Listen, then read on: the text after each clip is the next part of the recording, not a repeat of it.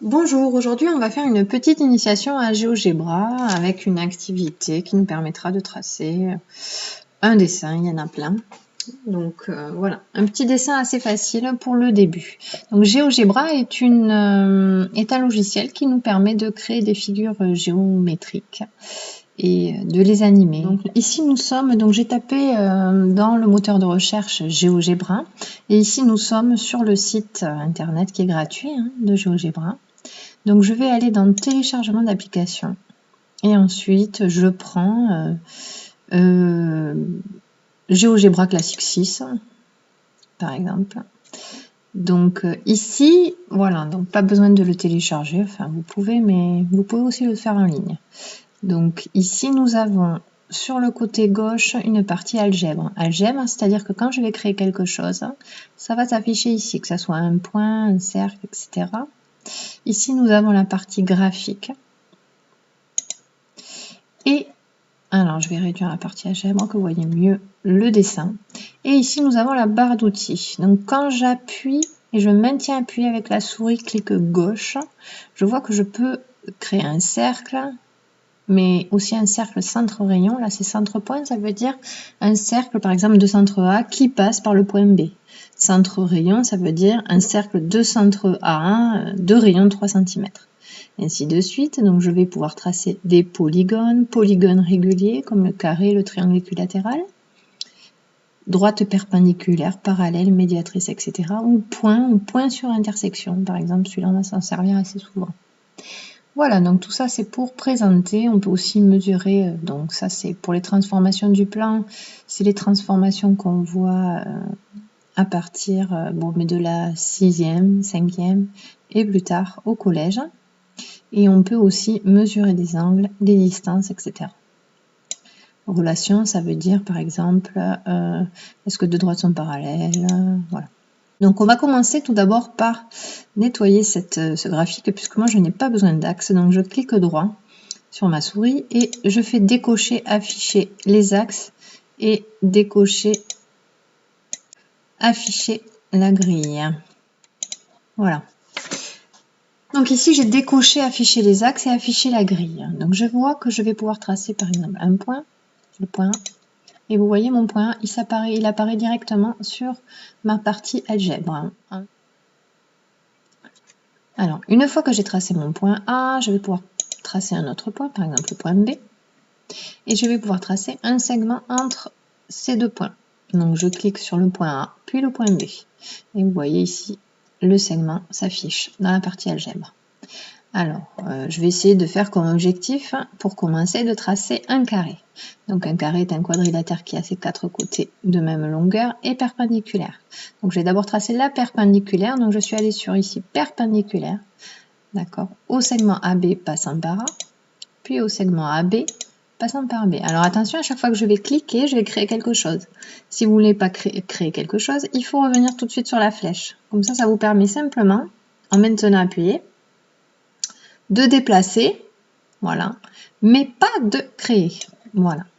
Ensuite, donc, pour faire un carré, il faut que je reporte cette longueur sur mes deux droites. Donc pour cela, je vais me servir du cercle.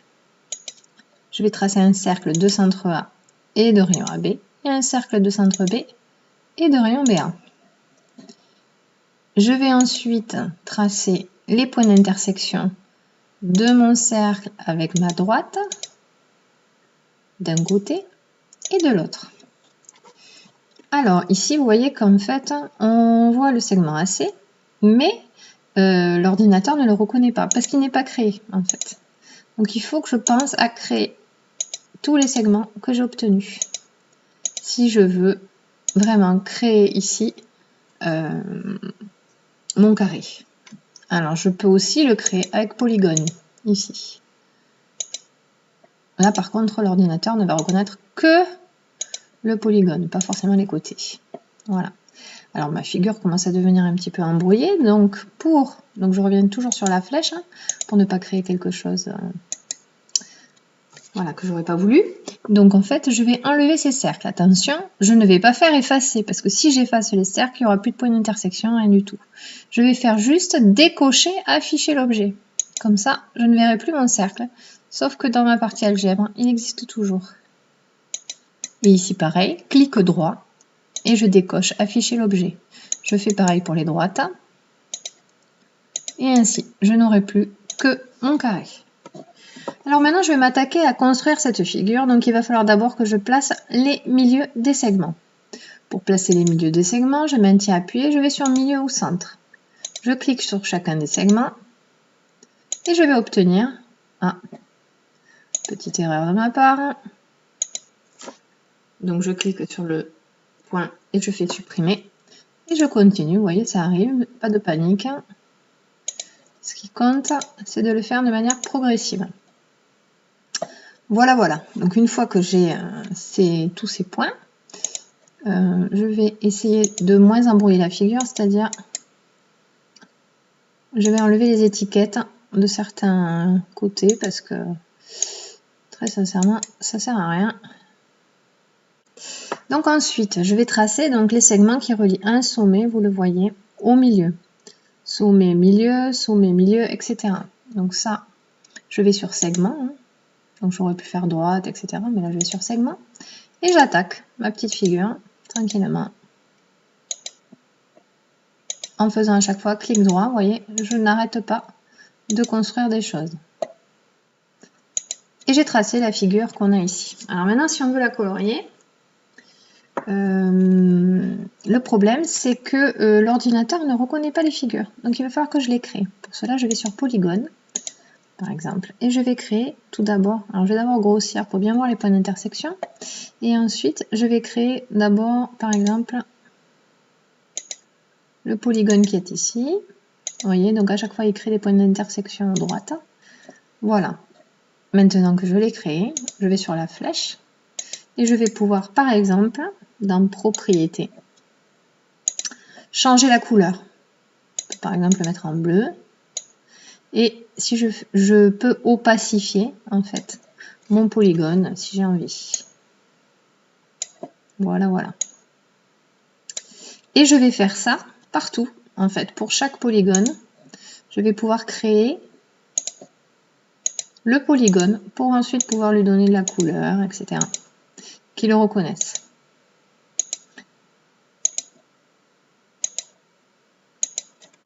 Et toujours pareil, si on se trompe à un moment donné, pas de panique. On va sur la flèche et on fait supprimer. Vous voyez, je me suis trompée. Je vais sur la flèche et je fais supprimer. Alors c'est quand même pas mal de grossir la figure. Donc pour grossir la figure, j'ai oublié de vous le dire, il faut aller sur... il faut tourner la roulette. Alors pour vérifier que j'ai bien placé les bons points, je vais pouvoir déplacer la figure. Voir ce qui se passe. Vous voyez. Donc ma figure, elle bouge pas. Là, je peux pas bouger le point parce que c'est construit à partir du milieu. Vous voyez, donc un milieu, il ne se bouge pas. Par contre, si j'avais mis par exemple un point sur un objet, que par exemple j'avais pas pris le bon point, par exemple au milieu, vous voyez ici, le point, je peux le bouger sur le segment. Je le supprime pour pas embrouiller la figure. Et maintenant, donc il me reste plus qu'à mettre de la couleur.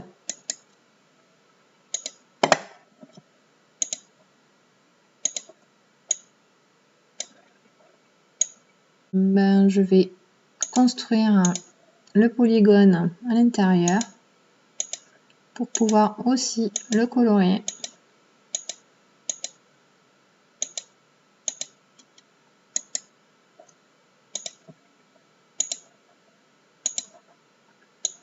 Alors vous voyez qu'ici en fait on voit rien parce qu'il y a trop de points créés. Donc ça c'est pas un problème, hein. Il nous faut créer ces points.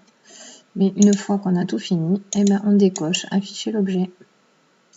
On enlève les étiquettes et ainsi notre figure va petit à petit s'éclaircir. Donc vous voyez. Donc voilà. Donc on a fini notre figure.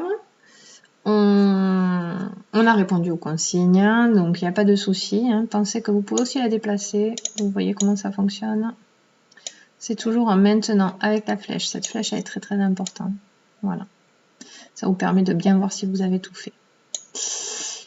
Ensuite, donc, on peut essayer de refaire une nouvelle figure. Donc, par exemple ici, fichier nouveau. J'ai oublié de dire, attention, pensez bien à exporter l'image. Ça veut dire enregistrer une photo. Donc ça, c'est important pour avoir une petite sauvegarde de votre travail. Enfin, en tout cas, une petite aide. Mais si vous voulez enregistrer votre travail pour pouvoir le modifier dans GeoGebra, il faut faire sauvegarder. C'est très important.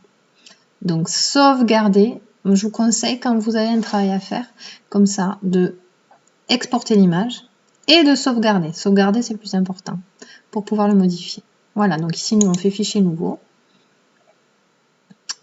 Bon, c'est pas mon cas. Hein. Voilà, on peut aussi céder donc cercle, centre, point, comme je vous ai dit. Il va me créer de suite un point, un cercle. Et je peux ainsi faire plein de cercles, centre, point. Alors, attendez, je me suis trompée. Point 1, une intersection. Je vous rappelle, hein, le point C, c'est le point qui est à une distance R du centre A, puisqu'il appartient au cercle qui s'appelle C. Et c'est un point qui appartient aussi au cercle de centre B de rayon BC. Donc c'est le point d'intersection, il est à égale distance de A et de B. Le point D aussi. Hein. Et c'est comme ça qu'on peut créer une rosace, comme vous avez fait très certainement sur papier, généralement.